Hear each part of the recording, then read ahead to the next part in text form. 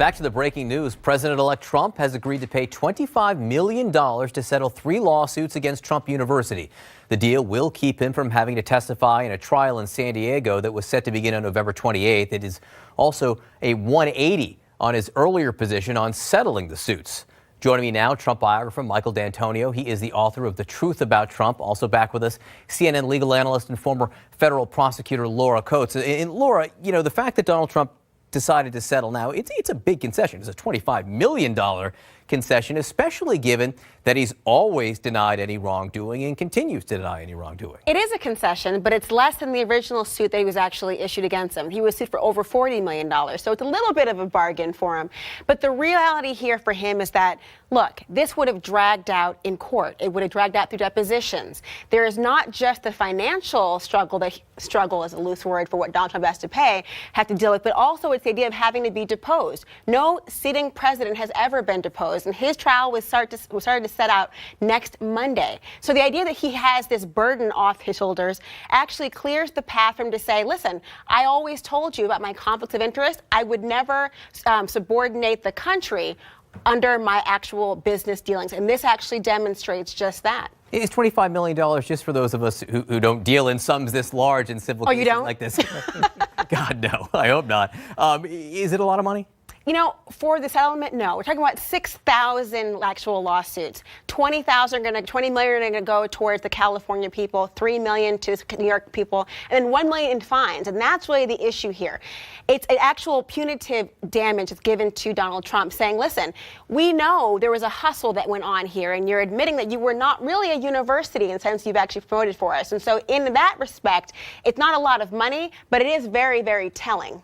So, Michael, knowing Trump the way you do, how difficult do you think it was for him to come to these terms, especially since he claimed that he doesn't settle lawsuits? Well, to use a Donald word, it was huge. You know, this is really an admission that he did something wrong and he wasn't willing to fight over it. Donald has insisted his whole life that he doesn't settle, especially if he's got a case that he thinks he can win. But he's hurt so many people in this case. I've met many of them, and it's a profound loss for a lot of them. It was their life savings. But just to be clear, again, he has admitted no wrongdoing here. Well, the money implies that he did, and I think. But there are plenty of people who settle lawsuits who not you know, this for guy. Different reasons. He never settles lawsuits. Almost the first thing he said to me was, "Don't slip and fall on the floor downstairs, because if you sue me, I'll fight you." What about the civil rights case, though, the housing case in the 70s? Well, he didn't admit that that was settled until he was forced to admit it. He used to say, well, we didn't settle anything. We won. Well, he didn't win. He was ordered to change the practices of the company, and he did. So, you know, there are signs in all of these things. In our system, money talks, and Donald understands that money talks, and it's a big amount to him. He bragged to me about the first check he got for The Apprentice. It was $11 million. This is bigger than that. And Laura, the whole reason you think is so he didn't have to sit there and answer questions being deposed? Absolutely. I mean, this is a trend he's now doing. It also happened in Florida when he was suing for air traffic control going over one of his resorts. He has dismissed that lawsuit as well. I mean, there may be a growing trend where he is deciding to prioritize his role as the president-elect, which would be a good thing, over these lawsuits. But in reality, let's just be clear, he has not admitted to any kind of fault. That is the beauty of a civil lawsuit. And in fact, I think probably in his mind, the idea that he was saying hyperbole about never settling can still reconcile with his current state.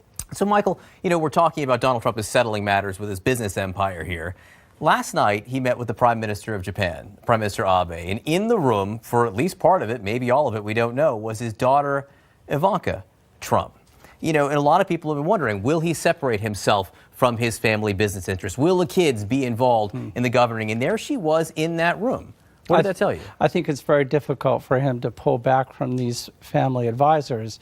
He's written that he's a somewhat paranoid guy, and he believes in the closest circle enjoying the most trust. And I think it's going to be very hard for him. I think it's hard for Ivanka, too. If he asks for her help, she's going to be inclined to give it. But in the context of diplomacy and international relations, they may be making different decisions. And so the Wall Street Journal and other people have suggested this as well now, suggesting that Donald Trump should essentially liquidate his holdings, basically cash in on everything to eliminate the appearance of impropriety, any appearance of conflict of interest. Would Trump ever do that? No, that's not his style. And I think that's a pretty extreme proposal. I think to deprive all of his heirs of these business enterprises wouldn't be fair. But I suspect there's more that could be done to eliminate the gross appearance of conflict, which will arise almost daily if things stay as they are. It already has. Right. But from a legal standpoint, Laura, too, disentangling, an empire of his size, it's got to be next to impossible. It would take Herculean efforts. And that's the very reason why, although congressional members have to have these conflicts checked out and cannot have these things, the president and the vice president have always been exempt from that for the very reason you just stated. And for someone like Donald Trump, where the presumption has not been that a businessman would actually be holding office, certainly in the presidency, that's the issue. But you're correct. There is more than a hint of impropriety. The entanglements he has are with countries who certainly have a stake in our global position in this world. And I think it would be very prudent for him to try to at least operate in akin to a blind trust. Well, so far the things that suggested are neither blind nor trust, but we can talk about that at a different time. Michael, Laura, thanks so much. Thank you. Appreciate it.